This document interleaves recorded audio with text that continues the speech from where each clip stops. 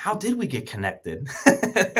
And yeah, we think it's you just rolled up into the office when you were doing a showing or something in Westerville, and Ryan wasn't there, and I was the person there to talk to. Yep. That was Needed to probably decompress a little bit. I'm sure. Yeah, I'm sure it was something going on with a deal or something like that that Right. just had to talk about. But that was probably what 2-3 years ago, maybe. Yeah, about that. I'd say that. So Heidi's with the Sutter Smith Home Group, and she's with Coldwellbanker Realty, and I'm excited because I don't really know the story of Heidi and getting into the business. So this is going to be fun. And I You always have like to tissues? start. Hey, we can get real. We can get real. But I always like to, Heidi, I always like to start with like growing up, right? And, childhood, getting into high school, college, kind of fill me in on, what was life like? Were you always, an entrepreneur? Did you enjoy sales, or was it, something completely different? It's kind of weird. I grew up in the big old town of Pataskala, and traditional mom, dad. I have a brother who's a little younger than me, and this is going to be surprising to you, John, but I was kind of a hellion when I was in high school. So, You don't say. well, yeah. So, my dad is a contractor, and a lot of the times he did not want to leave me and my brother alone at home. So, we would go to work with my dad a lot on the weekends. And it's funny how the perspective is now. I think that it taught me a great work ethic. My brother thinks that we were childhood labor, you know, and that he did us such a disservice. So my brother and I are Free labor, complete. right? Right. My brother and I see it in, from a different perspective, but it definitely kept us out of trouble. And I mean, to me, it taught me that if you want something, you have to work for it. Yeah. And I didn't know that you grew up in Pataskala. Yeah, That's right on awesome. Main That's Street. all right. All right. Hey, that's where I'm currently at. So there you go. Yeah, So dad was a contractor, just doing kind of like just your normal contracting type stuff. right. I would. Uh, eh, I had small hands, so I had to, get into the tight spots, and I mean, he taught me how to, he taught me how to do work as well, which, I mean, obviously in the business that I'm in now, and with my husband and I having flipped a couple homes, it was to our advantage. yeah, for sure. So in high school, you're doing that stuff. Did you end up going to college? Did you jump into the workforce? Yeah, I actually, my parents were pretty insistent that I attend college. I would have been the first child, the first grandchild to go to the Ohio State University, where I went and declared my major of social work. Um, but I discovered High Street, I discovered Papa Joe's, I discovered Mean Mr. Mustard's, and I think I made it 4 semesters, 4 quarters. Hey, that's all right.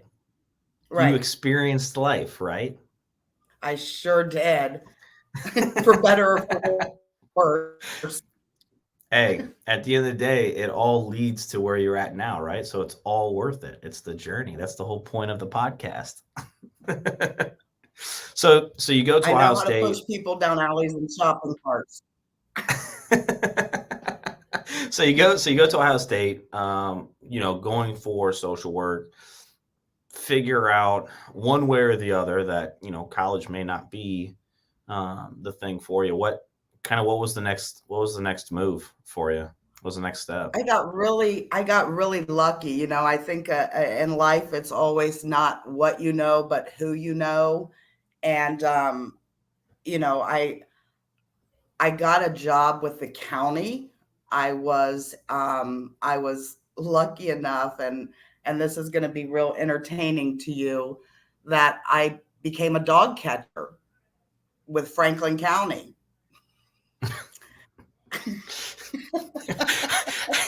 I'm just picturing you running around with like this pole and this little hoop at the end, chasing these dogs down the alley.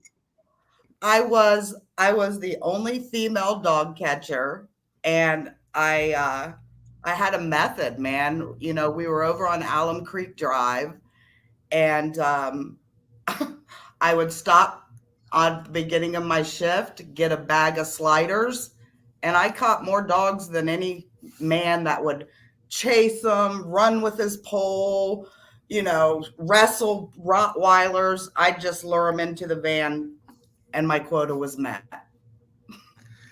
That's awesome. Hey, look, you learned early on, right? It was working Right. more efficiently and smarter, and I'm sure that it has translated to your business. so Amen.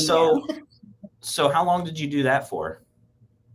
I did that probably about 5 years. I was, you know, I mean, full sheriff's uniform, everything,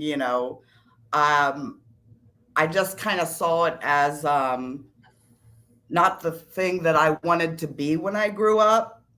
This was like my late 20s. I was going into some neighborhoods where the prices of houses are probably now 400,000. And it just wasn't something that I wanted to do for my whole life. So Yeah. I took a job similar. I took a job with the Humane Society, and that was a little more gravy. So you're doing that. So you're doing the Humane Society. So you said late 20s. What were you doing with them? Humane officer, picking up animals, setting Do them you, free. A lot of raccoons, a lot of possums somewhere out there. so you're doing that work. Kind of fill me into the time that you end up getting into the real estate business. Well, catching dogs, catching possums doesn't really pay the bills. And, I went through, when I was with the Humane Society, I went through this ugly divorce. And I just quit everything, John, to be honest with you. I didn't want to be, working for the Humane Society. So I was going through a divorce. I quit, and I became a waitress at Bob Evans. And there was a broker that would come in. This particular broker would come in, and their order was so complicated, so complex. And I was the only waitress that was able to get their order correct. And at the time, they told me, you know, you really have an eye for detail. You should. And, it just kind of put the buzz in my ear. Yeah. And how long were you doing Bob Evans before you decided to make that plunge? Was it was God, it I like will a tell constant was it like a constant thing that every time they came in, they kind of gave you that little reminder, that little nudge? I would see their outfits. I would see the cars they drove, and I would walk away with $40 at the end of my shift and be like, if they're telling me that I should do this, I kind of wouldn't mind having what they have. Yeah. Um, and that was in 2007. Market was a lot different in 2007. Yeah, you're walking into something and then about to get rocked. And it's funny because I think, look, I love the movie Wolf of Wall Street. If you look past all of the sex, drugs, and everything else that went on in that movie, there's good things that come from that I picked up. And the one scene, like I talked to Jake, who is an agent in Kent, and kind of a similar thing, kind of like you. And it goes back to the Wolf of Wall Street scene. Like, show me your check and I quit today. Like, he kind of had a similar experience with what he was doing. And, we found on our team, like I counted it up a couple months ago, I think we have like 7, 8 people from the restaurant industry that, Yeah. are Great either, connections, man. well, here's the thing that you learned, right? It's you learn how to communicate, attention to detail with orders, reading people, picking up on personalities, picking up on emotions, you know, servers, bartenders, waiters, waitresses, Right. you guys pick that stuff up. And then it's just Bacon teaching you with the real. that. Yeah. Yeah.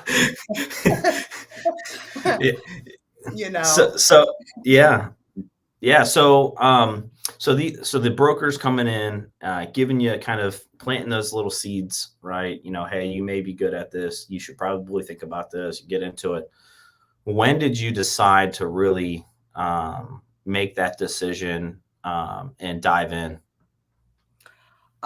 It's funny. I was newly divorced, and I was struggling to pay the bills and everything. And I met this guy. I knew him, feel like through some friends, and it's like one person tells you that you should do something. Yeah, yeah.